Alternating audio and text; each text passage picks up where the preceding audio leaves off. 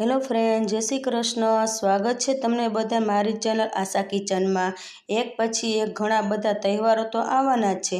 એવામાં મીઠાઈની તો જરૂર પડવાની જ છે અને આટલા બધા તહેવારોની વચ્ચે બજારની મીઠાઈ એટલે ઝેર સમાન ગણી શકાય છે, કારણ કે તેમાં ભેળસેળ થાય છે મીઠાઈમાં.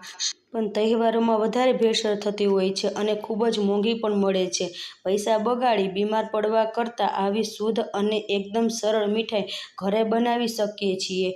તો મીઠાઈ બનાવવાનું વિચારી લઈએ છીએ, પણ ચાસણી બનાવવાની છે તો ચાસણીમાં ફેર થઈ જશે તો તેની ચિંતા આપણે રહે છે. પણ ચિંતા કરવાની જરૂર નથી, ચાસણી વગર આ મીઠાઈ બનાવી શકીએ છીએ. અને હા, આજે આપણે આ મીઠાઈના એક મિશ્રણમાંથી બે મીઠાઈ બનાવવાના છીએ. તો વિડીયો છે તે અંત સુધી જોજો, સ્કીપ કર્યા વગર, તો જ તમને ખબર પડશે કે મીઠાઈ કેવી રીતે બનાવી છે એક જ મિશ્રણમાંથી બે મીઠાઈ. તેની માટે મેં છે ગેસ ચાલુ કરી લીધો છે અને એક વાટકી જેટલા છે તે સિંગદાણા લીધા છે. સિંગદાણાને છે આપણે શેકવાના છે, ધીમા તાપે શેકવાના છે, આ ગેસ ઉપર નથી શેકવાના. અને સિંગદાણા છે થોડાક ચટકવા લાગે ત્યાં સુધી આપણે તેને શેકવાના છે. સિંગદાણા સરસ એવા ચટકવા લાગ્યા છે અને તમારે છે પછી હાથથી ચેક કરી લેવાનું છે કે છાલ છે આપણે જો આવી રીતે સહેલાઈથી નીકળી જાય છે કે મીન્સ કે આપણા દાણા છે સરસ એવા શેકાઈ ગયા છે. દાણા આપણે સરસ શેકાઈ ગયા છે. ગેસની ફ્લેમ બંધ કરીને તેને એક પ્લેટ ઉપર આપણે કાઢી લેશું, નકર આપણા દાણા છે તે બળી જશે.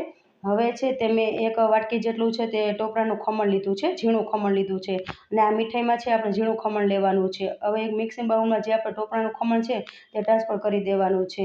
હવે સેમ વાટકી જે વાટકી જેટલું મેં ટોપરાનું ખમણ લીધું હતું તે જ વાટકીથી આપણે દૂધ લેવાનું છે. હવે અડધી વાટકી જેટલું મેં દૂધ એડ કરીને ચમચીથી આવી રીતે સરસ એવું મિક્સ કરી લેવાનું છે. જો તમારે જેમ જરૂર પડતું જાય તેમ તમારે દૂધ છે તે એડ કરતું જવાનું છે.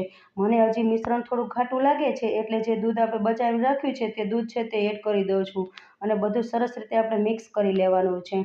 જો આવી રીતે મિક્સ થઈ ગયું છે, હવે તેને આવી રીતે મિક્સ કરી અને તેને ઢાંકણ ઢાંકી, તમે જો વધારે પાસે ટાઈમ હોય તો તમે અડધી કલાક રાખી શકો છો, નકર 10 મિનિટ સુધી તો આપણે રાખવાનું છે. ત્યાં સુધી આપણે બીજી પ્રોસેસ કરી લઈએ. આપણા જે દાણા છે તે પ્લેટમાં રાખી દીધા છે, તે દાણા છે આપણા ઠંડા થઈ ગયા છે. હવે હાથની મદદથી આવી રીતે છે તે મગફળીને ફોતરા છે તે અલગ થઈ જશે અને સિંગદાણા છે સરસ રીતે શેકાવા દેવાના છે. સરસ શેકાઈ ગયા છે તો જ આપણે મગફળીના ફોતરા છે તે દૂર થઈ જશે.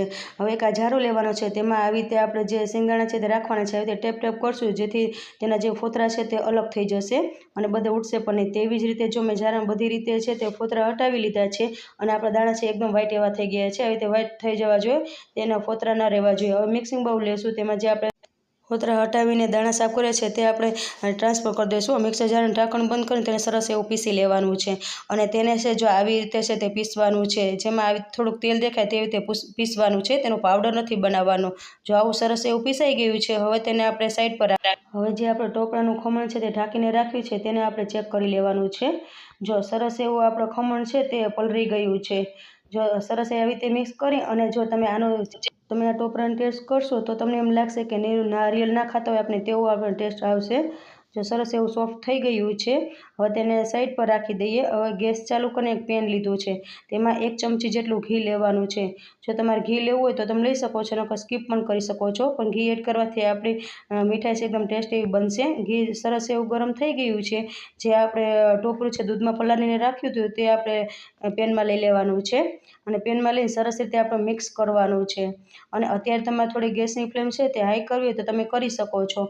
અને આ ટોપરાને છે તે આપણે વધારે નથી શેકવાનું, થોડોક ઘીમાં સુગંધ આવે તેટલું જ આપણે શેકવાનું છે. તેનો કલર છે તે ચેન્જ નથી થવા દેવાનો. જો આપણું સરસ એવું આપણું ટોપરું છે અંદર શેકાઈ ગયું છે, હવે તેમાં છે આપણે જે સેમ વાટકી જેટલું જે આપણે ટોપરું લીધું હતું સેમ એ જ વાટકીથી છે આપણે 2 વાટકી જેટલું દૂધ લેવાનું છે. મેં મોટી વાટકો રાખ્યો છે એટલે 1 વાટકી જેટલું દૂધ લઉં છું અને દૂધ છે મલાઈ ઉતારેલું નથી તેવું આપણે દૂધ લેવાનું છે. મલાઈ ઉતારેલું હોય છે દૂધ તો આછું થઈ જશે. હવે તેમાં છે સેમ એ જ વાટકીથી છે અડધી વાટકી જેટલું છે હું મિલ્ક પાવડર લઉં છું.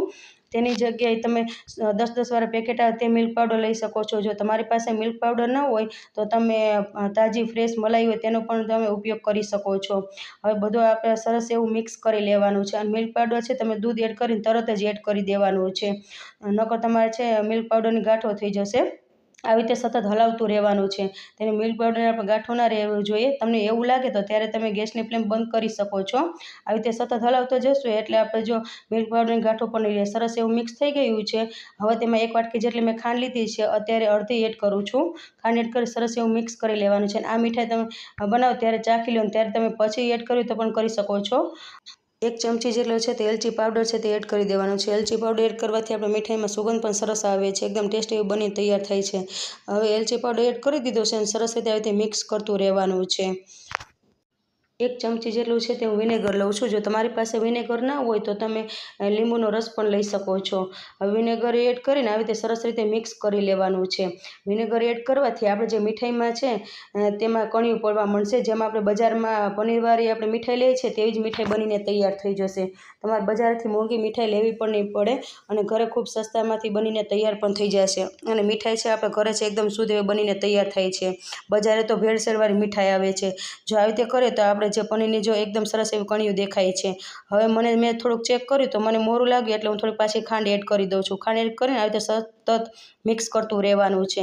આવી રીતે મિક્સ કરતું જવાનું છે એટલે ઘટ થવા લાગશે. આવી રીતે સતત આપણે ફેરવતું જવાનું છે, નકર મીઠાઈ છે આપણે નીચે બેસી જશે. અને જો આપણે આવી રીતે છે તેમાં છાંટા ઉડે છે તેનું ખાસ ધ્યાન રાખવું કે આપણે હાથ દાઝી ના જાય, તેનું ખાસ ધ્યાન રાખીને હલાવતું રહેવાનું છે. હવે જે આપણે મગફળીનું જે પેસ્ટ બનાવીને રાખી છે તે પેસ્ટ છે તે એડ કરી દેવાની છે. પેસ્ટ એડ કરીને સતત આવી રીતે હલાવતું રહેવાનું છે. જ્યાં સુધી લોટના ફોર્મમાં ના આવે ત્યાં સુધી આપણે હલાવતું રહેવાનું છે. અને તમે જોઈ શકો આપણું મિશ્રણ પણ એકદમ ઘાટું થવા લાગ્યું છે. આ મીઠાઈ તમે રક્ષાબંધનમાં ભાઈને બનાવીને આપશો તો ભાઈ તો એકદમ રાજીના રેડ થઈ જશે અને તમારા વાહ વાહ કરવા લાગશે. જો આવી રીતે સતત હલાવતું જવાનું છે. અને જો થોડુંક એવું લોટના ફોર્મમાં પણ આપણે આવી ગયું છે. હવે તેમાં 1 ચમચી જેટલું ઘી એડ કરું છું. તમારે એડ ન કરો તો તમે સ્કીપ પણ કરી શકો છો, પણ ઘી એડ કરવાથી આપણે મીઠાઈ છે તે પેનમાં ચોંટશે પણ નહીં. જો આવી રીતે સતત હલાવતું રહેવાનું છે. હજી મને દૂધનો ભાગ લાગે છે એટલે હું હજી છે થોડીક વાર માટે તેને હલાવું છું. અને જો તમારે ચેક કરવું હોય તો આવી રીતે ચેક કરવાનું કે દૂધનો ભાગ જરા પણ રહેવો ના જોઈએ. જો હવે આપણે દૂધનો ભાગ જરા પણ નથી, મીઠાઈ સરસ એવી બનવા લાગી છે, પણ હજી થોડીક વાર 1 મિનિટ સુધી હું તેને આવી રીતે હલાવતી રહું છું. અને જો આપણે મીઠાઈ આવી રીતે ચમચા સાથે ફરવા લાગે એટલે સમજી લેવું કે આપણી મીઠાઈ છે સરસ એવી બનીને તૈયાર થઈ ગઈ છે. મીઠાઈ સરસ બની ગઈ છે. હવે આપણે ગેસની ફ્લેમ છે તે બંધ કરી દેવાની છે. એક આવું મેં કન્ટેનર લીધું છે, એમાં 1 ચમચી એટલું આવી રીતે ઘી લઈને આપણે બધી બાજુ બ્રશની મદદથી લગાવી લેવાનું છે. હવે જે આપણે મીઠાઈનું મિશ્રણ છે તે આમાં આપણે એડ કરી દેવાનું છે. હવે તે એડ કરીને પેચુલાની મદદથી આવી રીતે સરસ રીતે બધી બાજુ ફેલાવી લેવાનું છે. જો આવી રીતે સરસ એવું ફેલાવી લીધું છે, તમને લાગે તો તમે વાટકીની મદદથી પણ આવી રીતે બધી બાજુ ફેલાવી શકો છો. હવે તેની ઉપર છે આપણે ડ્રાયફ્રૂટ છે તે સ્પ્રિંકલ કરી દેવાના છે. તેની ઉપર ગુલાબની પાંખડીઓ પણ છે તે સ્પ્રિંકલ કરી દઉં છું. હવે તેને આપણે ઠંડુ કરવા માટે રાખી દેવાનું છે. જો તમે બહાર રાખવું હોય તો તમે કલાક સુધી રાખી શકો છો અને ફ્રીજમાં રાખવું હોય તો તમે 15 મિનિટ સુધી રાખશો તો પણ મીઠાઈ સરસ. એક મીઠાઈ આપણે સેટ કરવા રાખી દીધી છે. હવે તમને હું બીજી મીઠાઈ પણ બનાવીને બતાવી દઉં. જો એક પ્લેટમાં મેં મિશ્રણ રાખી દીધું હતું ઠંડુ કરવાનું. મિશ્રણ આપણે થોડું ઠંડુ થઈ ગયું છે. હવે હાથમાં ઘી લગાવીને આવી રીતે છે પેંડા જેવો શેપ આપી દેવાનો છે. વચમાં અંગૂઠાથી રાખીને આવી રીતે સરસ એવો શેપ આપી દેવાનો છે. હવે છે આપણે વચમાં જે કલર ફૂડ છે તે કલર કરીને રાખ્યું છે તેનું ઉપર ટપકું કરી દઈશું અને ઉપરથી છે ડ્રાયફ્રૂટ રાખી દેવાનું છે. તમે જે પસંદ હોય ડ્રાયફ્રૂટ તમે રાખી શકો છો. તો આવી રીતે છે મેં બધી મીઠાઈ બનાવીને તૈયાર કરી લીધી છે અને એકદમ બજારેથી મળે તેવી મીઠાઈ બનીને આપણે તૈયાર થઈ ગઈ છે. અને હું એક મીઠાઈ તમને તોડીને પણ બતાવજો. અંદરથી એકદમ સોફ્ટ એવી મીઠાઈ બનીને તૈયાર થઈ ગઈ છે. તો મીઠાઈ તૈયાર થઈ ગઈ છે. તેવી જ રીતે હું તમને બીજી મીઠાઈ છે તે પણ જો આપણે ઠંડી થઈ ગઈ છે તે પણ કટ કરીને બતાવી દઉં. હવે તેને આવી રીતે આપણે ચાકા કરી લેવાના છે. તમને જે શેપ પસંદ હોય તે શેપમાં તમે કરી શકો છો. મેં આને છે આપણે બરફી શેપ આપ્યો છે. હવે તેને આપણે છે પ્લેટમાં લઈ લેવાની છે. જો પ્લેટમાં સરસ રીતે આપણે ગોઠવી દેવાની છે. અને આ બરફીની રેસીપી તમને કેવી લાગી તે મને કોમેન્ટમાં જરૂરથી જણાવજો. રેસીપી પસંદ આવે તો વિડીયોને લાઈક કરજો, શેર કરજો અને ચેનલ પર ન હોય તો ચેનલ સબસ્ક્રાઈબ કરવાનું ભૂલતા નહીં. તમને આ બંનેમાંથી રેસીપી કે સારી લાગી તે મને કોમેન્ટમાં જરૂરથી જણાવજો.